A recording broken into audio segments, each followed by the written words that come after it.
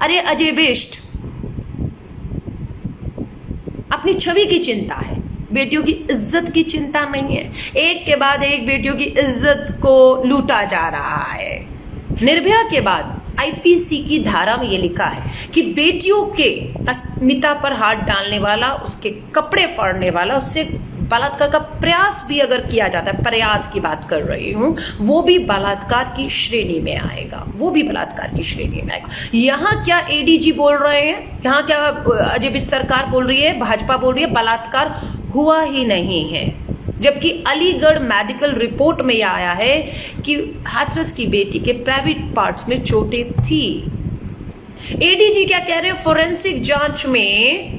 Forensic जांच में बलात्कार नहीं आ रहा है।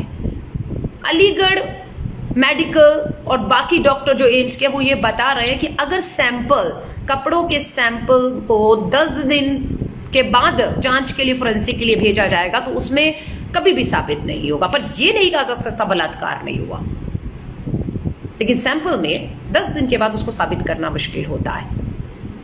मैं आपसे कह रही हूं, प्रधानमंत्री नरेंद्र मोदी जी, जब आपको वोट चाहिए थे, आपने इन्हीं दलितों को पीएमओ में बुलाकर इनके पांव में बैठकर इनके पांव धोए थे।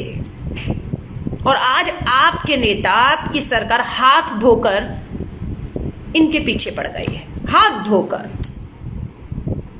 हम राजनीति नहीं करना चाहते, राजनीति होनी भी नहीं चाहिए। शर्म आती है पर उन लोगों पर जो कहते हैं पॉलिटिकल टूरिज्म के तहत वहां जा रहे हैं। मीडिया को क्यों रोका? पीड़िता की वकील को क्यों मिलने से रोका? बलात्कार तो हो रहे हैं। प्रधानमंत्री जी, राजनीति तो आपने शुरू की थी। लंदन में 2018 में बलात्कार पे भाषण दिया, निर्भया पे चीख चीख कर वोट मांगा, नारा आप ही को का ही था। बहुत हुआ महिला पर वार, अब की बात मोदी सरकार वार, और मोदी सरकार में वोट मांगे, वोट आपको दिए, आप सत्ता में आ गए, प्रधानमंत्री बन गए, आपकी सरकार उत्तर प्रदेश और देश में बन गई, लेकिन आप भूल गए अपने उस वायदे को। महिलाओं पे वार और आपका जो था उसको भूल गए आप। अगर हम आज सड़कों पर उतरकर उस दलित, पीड़ित, शोषित, पिछड़ा मतलब जो न्याय जिनसे दूर है, उनके लिए अगर आवाज उठाते और आपका दिया हुआ नारा, आपके किए हुए वायदे अगर आपको याद दिलाते हैं, तो आप इसे राजनीति कहते हैं। तो राजनीति की शुरुआत तो आपने की थी ना। जो गरीब है, जो मजदूर है, जो पिछड़ा हुआ है, हर चीज से बहुत दूर है, न्याय से, कानून से, पुलिस से, ये सबसे ज्यादा न्याय उसके साथ होता है। और अगर हम जो सशक्त लोग हैं उसकी आवाज नहीं बनेंगे तो बेटियों को इसी तरह नोचा जाएगा, अगर हमने आवाज नहीं उठाई। हाथरस के मामले में भी, क्योंकि बलात्कार हर रोज हो रहे हैं, हर मिनट में हो रहा है, आपसे बात करते करते कहीं ना कहीं कोई बेटी बलात्कार का शिकार हो रही होगी। लेकिन हाथरस के मामले में हमें सड़कों पर आना क्यों पड़ा? क्योंकि यहाँ पर पूरी पुलिस, पूरा प्रशासन, पूरी भाजपा की सरकार, उसके सांसद पीड़िता के घर नहीं गए, ना पीड़िता के परिवार के साथ खड़े। उनका बयान बदलने का दबाव, बेटी का अंतिम संस्कार कर दिया जाता है जबरन, परिवार यहाँ तक कहता है अस्थियां चुनकर विसर्जन नहीं किया। पता नहीं किसकी कौन था, हमें तो ये भी नहीं पता। उसको गांव छोड़ने का, क्योंकि जो आरोपी है उसके परिवार वाले उसके घर के बाहर बैठ के पुलिस की उपस्थिति में धमकी दे रहे हैं। जो आरोपी है उसका नाम भी संदीप बताया जा रहा है और लड़की के भाई का नाम भी संदीप है। तो वो कहते हैं कि अगर हमारा संदीप, आरोपी के परिवार कहता है हमारा संदीप फांसी पे चढ़ गया तो तुम्हारा संदीप भी बचेगा नहीं। आप समझ रहे? खुलेआम, सरेआम धमकियां दी जा रही हैं। कोई खौफ, कोई डर किसी के मन में? भाजपा के पूर्व नेता समर्थन में रैलियां कर रहे हैं। पहले उन्नाव में समर्थन में रैली की, कठुआ में समर्थन में, बलात्कारियों के समर्थन में रैलियां की। उसके बाद आपने देखा कि उन्नाव का सांसद बलात्कारी को मिलने जाता है। आज हाथरस का सांसद मिलने गया है, कोई भी पीड़िता के परिवार को मिलने नहीं आ रहा। योगी आदित्यनाथ ने आज जो, मैं कहती हूँ वो शायद अपना मानसिक संतुलन, अजय बिष्ट आप खो रहे हैं। अंतरराष्ट्रीय साजिश, बलात्कार उत्तर प्रदेश में एक अंतरराष्ट्रीय साजिश बन गई। दिल्ली के दंगों का दोबारा बता रहे हैं कि उत्तर प्रदेश में हो सकता है। मैं आपसे सवाल कर रही हूं, दिल्ली के अंदर मैं नहीं कह रही, उठाइए ना, अमित शाह गृह मंत्री करिए, पार्लियामेंट में खड़े होकर उनका ये स्टेटमेंट है कि हमारे पास ये सारी जानकारी थी कि दिल्ली के दंगों को, सांप्रदायिक दंगों को भड़काने के लिए विदेशों से पैसा आ रहा है, ये उन्हें मालूम था, लेकिन कार्रवाई नहीं की क्योंकि वो व्यस्त हो गए। कहां? वो डोनाल्ड ट्रंप को लेकर गुजरात में व्यस्त हो गए, इसलिए कार्रवाई नहीं कर पाई, और कार्रवाई नहीं हुई इसलिए वो दंगे हो गए। और एमनेस्टी इंडिया मानवाधिकार एक संस्था जो देश में बहुत सालों से काम कर रही है, उसकी गलती बस ये हुई, मुझे लग रहा है कि जिसने एक रिपोर्ट जारी कर दी कि दिल्ली के अंदर 2020 के जो दंगे हैं वो सरकार और पुलिस की नाकामी का नतीजा है, क्योंकि इसका सारी सूचना जानकारी बहुत समय पहले रहते हुए गृह मंत्री जी अमित शाह जी के बयान के मुताबिक उनके पास थी। वो रोकना चाहते तो रोक सकते थे, पर उन्होंने रोकने की बजाय इसमें आग में घी डालने का काम किया। आप समझ रहे हैं? और उस एमनेस्टी इंडिया की रिपोर्ट के बाद कि जब वो बताती है सरकार और पुलिस इसमें दोषी थी, वो चाहते तो कार्रवाई करते तो दिल्ली दंगे रुक सकते थे, 50 लोगों की मौत से वो उन्हें बचा सकते थे। ये रिपोर्ट जारी की जो मोदी सरकार भाजपा को नागवारा गुजरी। उसके बाद इन्होंने उसके ऊपर शिकंजा कसना शुरू किया एमनेस्टी इंडिया को, और उससे पहले 6 साल तक कभी कुछ नहीं, बहुत बढ़िया लग रही थी। मालूम नहीं, पीएम केयर फंड में शायद एमनेस्टी इंडिया ने फंड भी दिया हो, सरकार से भी फंड ले रही थी, बहुत बढ़िया चल रही थी, पर गलती ये होगी 2020 में सरकार को और पुलिस को दोषी करार दे दिया।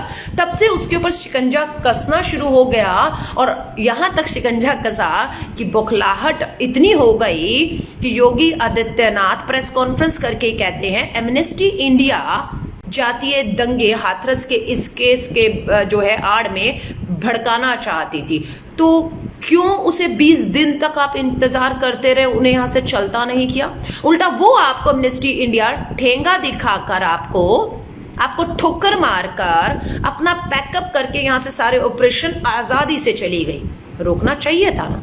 नीरव मोदी, मेहुल चोकसी, ये सबको तो आपने आराम से पास दे दिया, बैठे हैं दूसरे देश में। तो एमनेस्टी तो रोकना चाहिए था ना, वो तो आपको ठोकर मारकर अपना पैकअप करके ऑपरेशन चली गई, भाड़ में जाओ आप। और आज उनके जाने के बाद आप उनकी 2020 दिल्ली दंगों की रिपोर्ट के बाद आप बदले की भावना से काम कर रहे हैं। आप क्या कह रहे हैं? रात रात में एक वेबसाइट खुली, वाह, अब सुनिएगा, रात रात में वेबसाइट खुली, वेबसाइट के अंदर जस्टिस फॉर हाथरस लिखा था। वाह, ये तो बिल्कुल भड़काने वाली बात है, जस्टिस फॉर हाथरस लिखा था उस वेबसाइट में, जिसको रात रात को खोल के बंद कर दिया गया।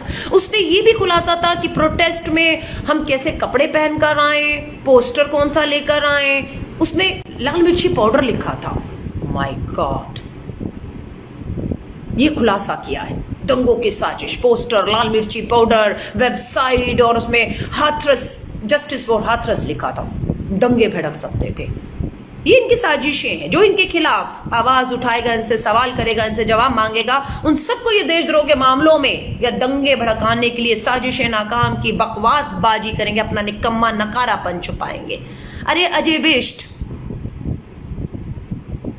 अपनी छवि की चिंता है, बेटियों की इज्जत की चिंता नहीं है।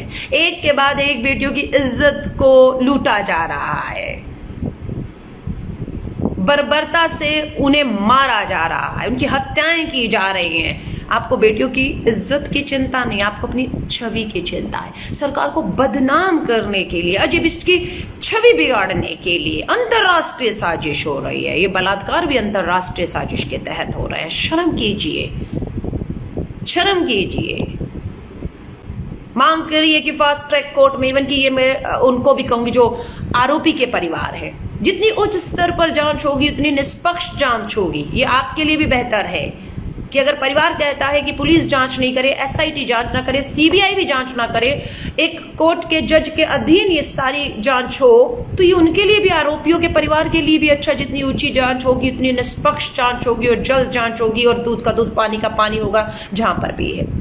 जिस तरह से बलात्कार आपके संरक्षण में हो रहे हैं, आपकी देखरेख में हो रहे हैं, आप बलात्कारियों के साथ खड़े, आप उन्हें पूरा प्रोटेक्शन, संरक्षण दे रहे हैं, और आपके डीएम पीड़िता के परिवार को धमकाते हैं। इसी तरह अगर दंगे हुए तो दंगाइयों के पीछे कोई और नहीं होगा, आपकी नाकामी, आपका नकारापन होगा और आपकी साजिश होगी, जिसको हम समय रहते पर्दाफाश कर रहे हैं कि ये सरकार स्पॉन्सर्ड सरकारी दंगे होंगे। अगर हुए तो और ये आपकी नाकामी, नकारापन होंगे।